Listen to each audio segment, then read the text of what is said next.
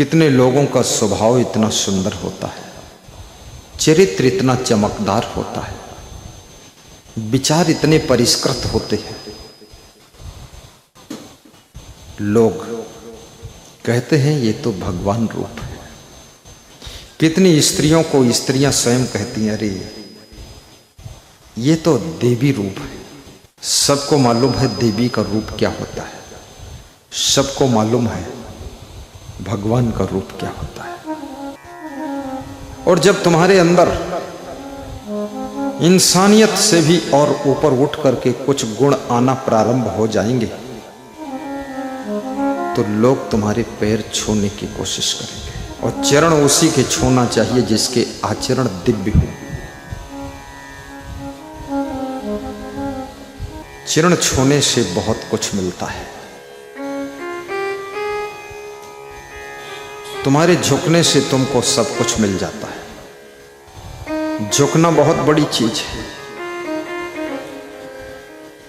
झुकना साधारण नहीं। झुक वही सकता है जो झुकने से पहले अपने अभिमान को मार सकता है। कबीर आश्रम मोजेना में मेरा निवास है। वहां जब हम पहुंचे सभी संत बहुत प्रेम से मिले।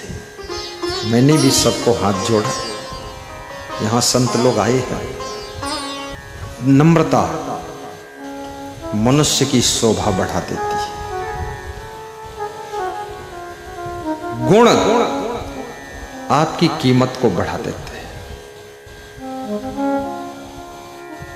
सत्कर्म आपके सौभाग्य के सूरज को चमका देते हैं। सभ्यता शालीनता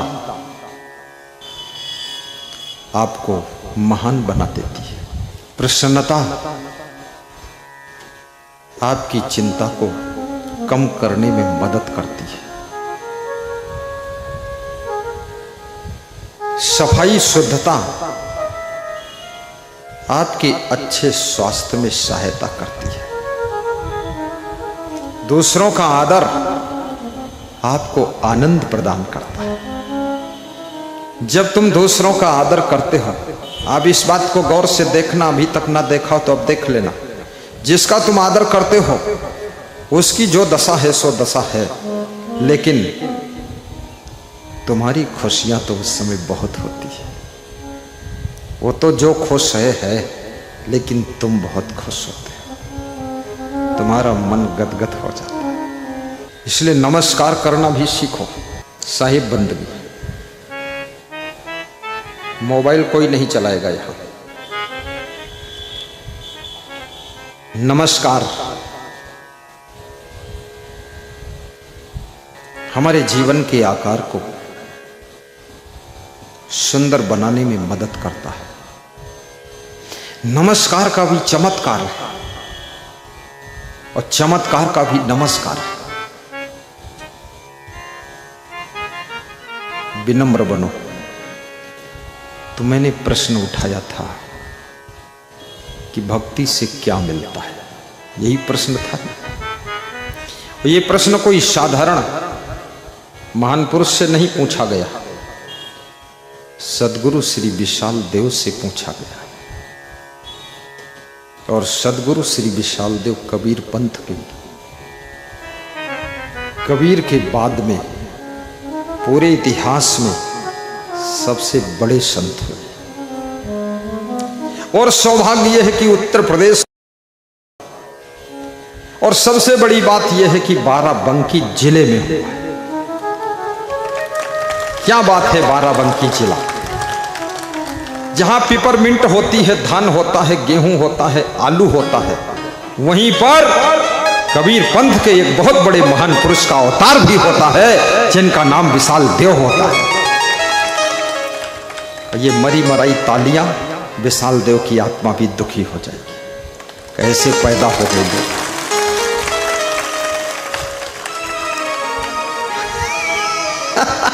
थोड़ा जोर से बजाया करो, थोड़ा हंस भी दिया करो। बहुत सीरियस मत बैठो, क्योंकि यहां कोई दफन संस्कार नहीं होने वाला। ये कोई कब्रिस्तान नहीं है, ये मरघट नहीं है, ये तो उत्सव का स्थान है, सत्संग का त्योहार है। यहां सबकी जिंदगी होनहार है और यहां सबके लिए प्रेम का व्यवहार है। इसलिए यहां हर चेहरे पर मुस्कान और हंसी खुशी का झरना झरना चाहिए, झरना झरना चाहिए।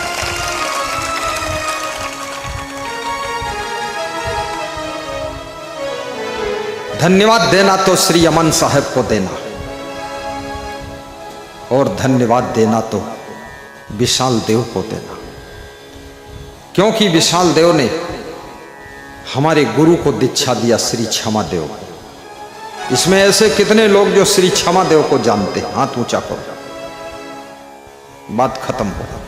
इसमें ऐसे कितने लोग जो विशाल देव को जानते हैं, हाथ ऊंचा करो, बात खत्म होगी, नीचे करो। इसमें ऐसे कितने लोग जो मुझको जानते हैं, हाथ ऊंचा करो, बात पूरी हो गई, खत्म नहीं होगी। सब लोग हाथ ऊंचा कर दें। लेकिन याद रखना, विशाल देव की परंपरा से निकला हुआ संत हूं। विशाल देव के शिष्य प्रेम देव, विशाल देव के शिष्य आज्ञा देव, निराश देव, क्षमा देव, गुरमन देव, अमान देव, चेतन देव, संत शरण देव, ये सब विशाल देव के शिष्य थे। मनन साहबाती और उसी श्रृंखला में क्षमा देव का शिष्य मैं बना। और मुझे विशाल देव का ज्ञान जब पढ़ता था, पढ़ता हूं, तो मेरा हृदय भर जाता है, आंखों में थोड़ा सा जल छल छलाने लग जाता है। याद रखना, भीतर भीतर मन को निर्मल बना देते हैं।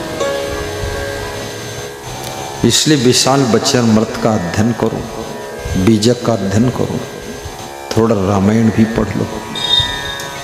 छोटी छोटी किताबें पढ़ना हो तो यहाँ दुकान आई है, वहां से खरीद लो। गुरु मंत्र न लिया हो, दुकान से माला खरीद कर पहन लो, आधे भगत तो हो ही जाओगे। दारू पीने का गुरु मंत्र किसने लिया है? किसी ने नहीं।